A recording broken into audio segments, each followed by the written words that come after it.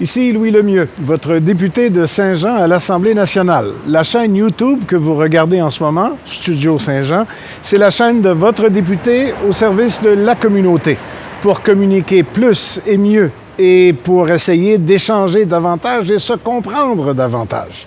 C'est une série d'entrevues, de conversations, d'échanges. Il y en a tout plein sur la chaîne, dont celle-ci.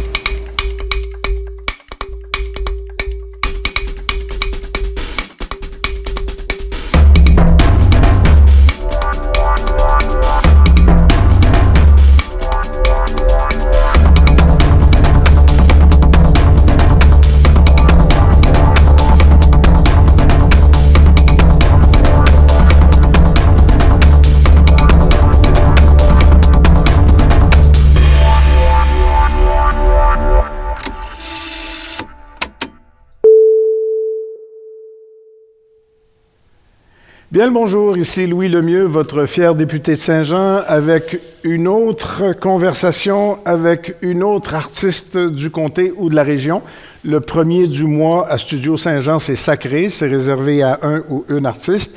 Évidemment, ça a changé un peu, pandémie oblige. Généralement, on avait l'exposition de l'artiste qui venait sur le mur des artistes du bureau de comté de Saint-Jean pendant tout le mois. Et on faisait une entrevue pour associer l'entrevue avec ce qu'on avait sur le mur des artistes.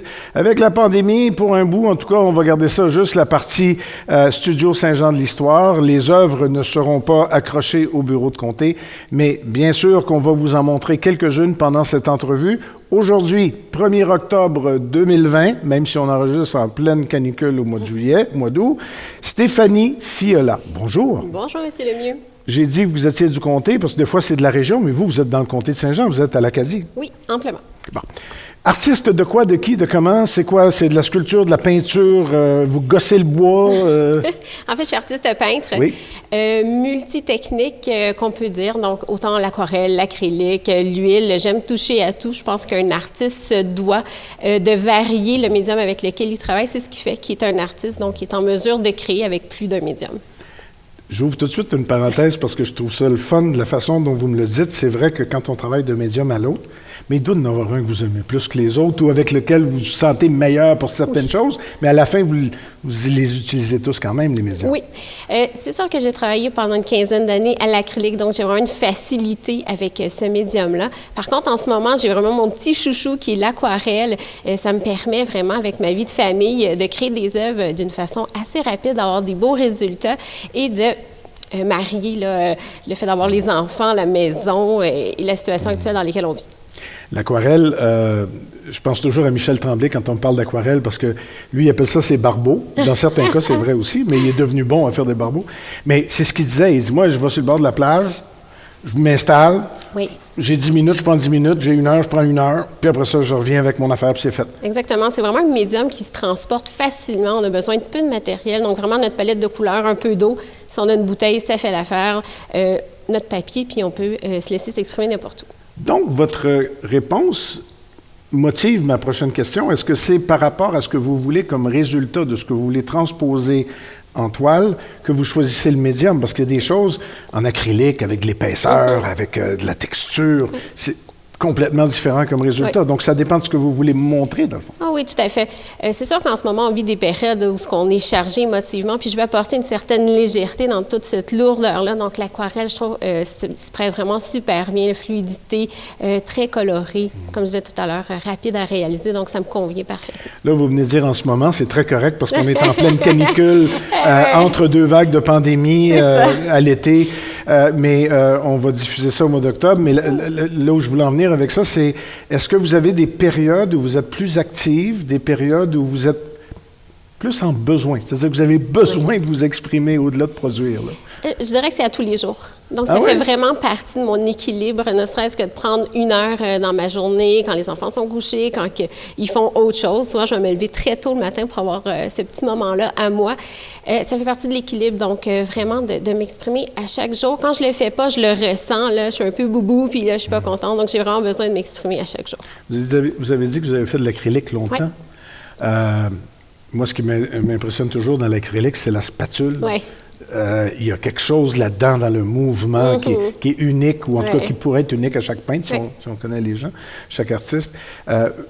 Mais ça ne nous cantonne pas, mais ça nous force à une expression qui est beaucoup plus approximative. Oui, oui. En aquarelle, on est dans aussi, pas l'approximation, mais on est aussi dans le vaporeux. Oui. Faites-vous aussi du très, très, très précis, très, très quasi-photo, genre, ou pas quasi-photo, mais le même principe? Au départ, c'est comme ça que j'ai appris. Donc, oui, à la peinture à l'huile, j'ai appris avec un professeur qui faisait du surréalisme. Donc, j'ai vraiment été dans un extrême. Tout à l'heure, je disais que je touchais à tout, là, donc les styles également. La spatule, je l'ai travaillé beaucoup quand j'ai eu la période où j'ai peint beaucoup de poissons. Donc là, j'aimais amener le caractère un peu plus rough, là, sortir un peu des standards de ce qu'on voyait. Donc, avec la spatule, j'avais une certaine abstraction que je pouvais créer au niveau de mes poissons. Et puis là, l'aquarelle, le vaporeux et tout, c'est vraiment pour me laisser m'exprimer. Donc, c'est vraiment important aussi de ne pas aller toujours dans trop les détails, chercher est-ce que c'est correct, c'est pas correct, là, de laisser aller. Ça fait aussi partie du processus. Vous avez commencé ça comment? Vous avez eu un professeur en surréalisme, ce qui est un peu audacieux dans le fond, parce que là, quand j'ai dit quasi-photo, le surréalisme, c'est ça. C'est à s'y méprendre. Tout à fait. Bon. Mais quand vous avez commencé, c'était pourquoi? C'était comment avant de décider d'aller prendre des cours et tout ça? Bien, au départ, moi, je viens de Chibougamau. Donc, à Chibougamau. À côté de Chapais. Exactement. Loin du reste. Oui, quel bel endroit! C'est un endroit qui est parfait. Hein? On est proche de la nature. C'est ce qui me rallie aujourd'hui avec mon art. Donc, je peins beaucoup des éléments qui proviennent de la nature. Donc, je colorais beaucoup. Donc, le dessin, là, ça a été vraiment... de petite fille, là. Oui, petite fille, là, aller jusqu'à l'âge de 11 ans. Et c'est sûr qu'à Chibougamau, des écoles d'art, il n'y en a pas. Donc, mes parents, quand on est emménagés dans les régions, ça ont vraiment fait un point d'honneur de me trouver un professeur pour que je commence à peindre. Et pour moi, c'était une révélation, assez de me dire, je rêve. Là. C'était vraiment pour moi, je venais de toucher à quelque chose et ça m'a suivi. Toujours, c'est ça à quoi je me suis raccrochée dans des périodes difficiles. C'est un repère pour vous. Oui, là. exactement. C'est presque une bouée, là. Oui, tout à fait. Donc, j'étais pleinement consciente de la compétence et du talent que j'avais en tant qu'artiste. Et j'étais beaucoup valorisée au niveau de ma famille à ce niveau-là. Donc, pour moi, c'était, ça va pas bien, je vais faire ça. C'est positif pour moi. Donc, ça m'a emmenée à la peinture. Quand les gens vont voir cette entrevue, on va montrer à l'occasion des exemples d'œuvres. Dans votre cas, c'est un peu complexe parce que je ne sais pas ce que vous nous avez envoyé. C'est-tu surtout de l'aquarelle de ce temps-là que vous nous avez envoyé? Non, je pense que c'est plus mes peintures à l'acrylique. OK. Ouais. Parce que j'allais vous demander de me décrire, pas votre style, mais de décrire comment vous voyez vos œuvres et qu'on va regarder en ce moment. Là, parce que Stéphane, quand il va entendre ça, il va mettre une belle œuvre que vous nous avez envoyée. C'est une super bonne question parce que souvent, les gens vont vraiment s'afficher dans l'impressionnisme, dans l'abstrait et tout. Et moi, quand on me demande, t'es dans quel style, j'ai souvent de la misère à répondre parce que pour moi, ce que je peins, c'est ce que je vois. Donc, de la peinture très colorée, quand même assez figurative. Donc, on reconnaît ce que je peins. Mais de là à dire que je serais peut-être portée plutôt à dire que j'appartiens à un art contemporain. Ça laisse la place à l'interprétation. Oui, exactement. Ouais. Est-ce que ça arrive beaucoup? Puis ça, c'est une question, j'ai fait des artistes à tous les mois, là, donc je commence à connaître ma traque de questions. Mais moi, ce qui m'impressionne toujours, c'est que les gens voient des choses dans nos peintures qu'on n'a pas vraiment vues, ou ils ne voient pas ce que nous, on voulait qu'ils voient. L'interprétation est importante dans ça. Oui, elle est vraiment importante parce que c'est là où on fait la différence entre une œuvre et un design. Donc, le design va dire la même chose à tout le monde et une œuvre d'art va être interprétée de différentes façons par différentes personnes selon l'état émotionnel où ce qu'on se trouve. Donc, ça ne vous dérange pas que quelqu'un dise « Ah, c'est vraiment beau la mer dans le coin, là. » Non, du tout, c'est parfait. Parce que c'est un champ de blé, là, mais c'est devenu la mer. Non, c'est parfait, ça fait partie de... Ça a toujours occupé une place dans votre vie. Est-ce que... mais vous avez fait une carrière aussi? Vous avez fait autre chose dans la vie? Vous ne faites pas juste faire des dessins? Bien, en ce moment, oui. Oui? Donc, j'ai vraiment fait un choix de carrière il y a 1 an de me lancer. 1 an? Oui, ça fait 1 an maintenant que j'étais à 100% dans ma passion. Précédemment, donc, j'ai été designer d'intérieur et architecte, donc j'ai fait... C'est vraiment un complément, à quelque part. Oui, tout à fait. J'ai toujours été dans le même milieu, puis après ça, j'ai été gestionnaire d'entreprise de matériel d'artiste, encore une fois. Vous avez de l'avance sur beaucoup d'artistes pour qui la partie marketing ting-ting et la partie relation avec les acheteurs est toujours un problème. Ils n'aiment pas ça se vendre, ils n'aiment pas se vendre, ils ne savent jamais combien demander. Quand je dis que vous avez de l'avance, vous êtes rendu professionnel maintenant, mais en même temps, c'est parce que vous aviez un passé qui vous permettait d'être capable d'aborder cette partie-là. Oui. Puis même aujourd'hui, avoir un conseil à donner à une personne qui dit, moi, je vais me lancer dans une carrière en art, je lui dirais, à l'université, là, va pas en art visuel, va en marketing, va en processus des ventes, commercialisation, parce que c'est comme ça que tu vas réussir à vivre de ton art, et non l'inverse, d'être excellent dans une technique, parce que tu n'es pas capable de vendre ton produit, là, j'aime pas dire ce mot-là, mais si tu n'es pas capable de vendre ton œuvre, puis que tu ne trouves pas personne pour la vente. Je connais des artistes là, exceptionnels, incroyables, mais ils ont cette gêne-là, cette introspection-là, cette peur-là qui fait qu'ils vont rester à la maison toute leur vie, puis c'est d'une tristesse. La question qui leur fait le plus peur, c'est combien? Là? Ils ne savent pas. Là. Vous, est-ce que vous êtes en galerie? Vous êtes. Là, maintenant, il y a toujours la transition à professionnel qu'il faut être capable de. Mais vous faisiez quoi avant? C'est du Facebook? Comment est-ce que vous abordiez les clients? Beaucoup d'expositions, de symposiums, d'événements artistiques solo ou en groupe. Donc, c'est vraiment important d'aller voir les gens. Souvent, une personne va commencer à faire des expositions et tout, puis là, mais je vends pas, ça marche pas. Mais il y a des petites règles que les gens connaissent pas au départ, mais ça prend au moins 5 ans avant de dire, là, ça va bien. Il faut que les gens nous voient. Les gens ont besoin de gagner confiance en l'artiste pour savoir le niveau de sérieux que cet artiste-là aussi. Et voir la palette de ses capacités aussi. Parce qu'on ne peut pas aimer ce qu'on voit au symposium cette journée-là, mais il y a peut-être quelque chose qu'on va adorer. Exactement. Donc, de cette façon-là, c'est sûr que là, depuis que je suis à 100%, là, le niveau marketing a augmenté un peu. Donc, Facebook est un de mes atouts, Instagram aussi. Et tout dernièrement, je suis devenue une artisane créateur de la fabrique 1840 de la maison Simon. Donc ça, pour moi, c'est vraiment une très belle opportunité. Méchant beau tremplin, là. Oui, exactement. Très belle visibilité, là, très incroyable. Ouais. Et vous êtes confortable avec ça parce que vous avez trempé dans un monde qui était plus proche du mercantilisme qu'autre chose. Mais en ce moment, vous êtes pas supporté, là, vous faites tout ça tout seul. Donc, une journée, je vais aller faire ce que Michel appelait ses barbeaux, mais en même temps, j'ai du Facebook à mettre à jour, j'ai de la publication à faire, j'ai des comptes à faire. C'est vraiment un job à plein temps, là. C'est une discipline, effectivement. De là, de me dire, le matin, si je me lève à 7 h, à 7h30, on a terminé. Après ça, 8 h, on embarque sur autre chose. Donc, j'ai quand même cette capacité-là d'être disciplinée. Donc, puis les médias sociaux, quand on a besoin pour vivre, c'est pas comme quand ça nous tente de faire une publication. Exactement. C'est de l'ouvrage. Oui. Entre autres, mais il y a des super trucs maintenant qu'on peut trouver. Il y a de la programmation qu'on peut faire donc, pour nous aider au niveau de nos publications. Donc, il y a plein de trucs comme ça qu'on développe avec le temps pour nous aider. Et vous êtes aussi... pas confortable, bien sûr, mais vous êtes bien là-dedans. C'est-à-dire que si on n'aime pas ça, ça nous pue au nez.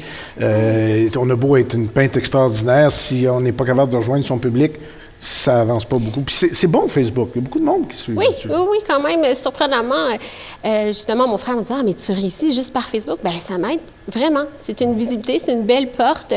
Puis, je pense que quand on le fait puis qu'on a un objectif qui est vraiment, dans mon cas, de vivre de mon art, bien, la relation qu'on a avec les réseaux sociaux change. Oui. C'est pas la même, comme vous dites tout à l'heure, que là, je suis obligée de faire ça pour X parce que là, le monde ne me voit pas. Mais il y a des choses à savoir au niveau de Facebook qui sont importantes. Si on était à Tout le monde en parle, ce serait la question qui tue, mais je ne peux pas faire clignoter les lumières, là, mais c'est pas grave. Parce que je pose la question à tous les artistes et j'aime beaucoup la réponse parce qu'elle varie d'un à l'autre et ça en dit beaucoup sur l'artiste. Est-ce que vous prenez des commandes? Parce qu'il y a du monde, il y a des artistes qui ne sont pas capables, ça leur pue au nez une commande. Ils ont comme, c'est trop leur demander. Puis il y en a d'autres qui aiment ça parce que c'est un challenge, mais entre les deux, il y a une palette. Là. Vous êtes où pour ça? Moi, je suis dans celle qui en prend, qui aime ça. Ça me sort énormément de ma zone de confort.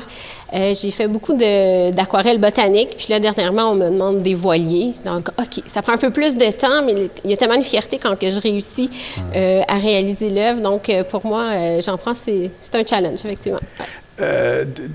Je pose souvent la question du travail solitaire. Bon, là, vous êtes à temps plein là-dedans. Fait que Facebook, tout ça, on imagine aussi que c'est solitaire, c'est beaucoup de travail. Mais est-ce que quand vous travaillez, vous avez une relation avec l'œuvre qui est en création qui fait que, pas que vous perdez la carte puis vous entendez plus les enfants pleurer, mais que vous êtes dans un monde à part? C'est une bonne drogue pour vous, ça? Oui, une excellente. Oh oui, hein? Je peux juste donner l'exemple que quand je peins des oiseaux, là, puis là, je suis au niveau du cou, je le sens, l'oiseau, je ressens le cou, ça m'aide à vraiment placer les ombres, les lumières aux bons endroits. J'ai vraiment l'impression que l'animal est devant moi. Donc, on tombe dans une bulle, ouais. Il y en a qui m'ont dit qu'ils tombaient en transe. Ah, je suis pas rendue là. Ah, OK. Ça prend peut-être de la bonne drogue avec, je sais pas. C'est ça. Mais c'est plaisant. Ouais. Pour vous, c'est jamais lourd, là. C'est Non, jamais, non, du tout. c'est jamais dire « Ah, je suis obligé de la finir » ou quelque chose. C'est une hygiène mentale, vraiment. Ouais. Ouais. Et vous avez dit tantôt, si j'avais un conseil à donner à quelqu'un, c'était un très bon conseil, soit dit en passant, je l'ai entendu beaucoup, mais vivre de son art, c'est quand même pas évident. Ça prend du culot, hein, parce que c'est pas évident. Bien, j'ai la chance d'avoir un conjoint qui me supporte dans toutes mes actions puis qui croit en moi, une famille qui croit en moi aussi. Donc ça, je pense que c'est une clé. Il faut tout d'abord aussi croire en nous plus que les autres croient. Donc, je suis très, très bien entourée. Même mes enfants me supportent. Donc, je pense qu'à partir de là, on peut tout réaliser. Est-ce qu'il y a quelque chose que je ne vous ai pas demandé puis que vous brûliez d'envie de dire? Là, on a déjà été pas pire. On a dit merci au conjoint. Moi, je trouve que j'ai fait une belle job jusque-là. Là. Il va être content, lui aussi. Là. En fait, je voudrais juste dire vous remercier de m'avoir demandé pour cette entrevue. Remercie tous les gens qui me suivent. C'est vraiment, on sent une dose d'amour qui est incroyable. On apprécie énormément, puis ça me continue de poursuivre dans mon rêve. Et tout au long de l'entrevue, il y avait les liens vers Facebook et il y avait l'information de base pour notre artiste du mois d'octobre, Stéphanie Fiola de l'Acadie. Merci beaucoup. Au plaisir.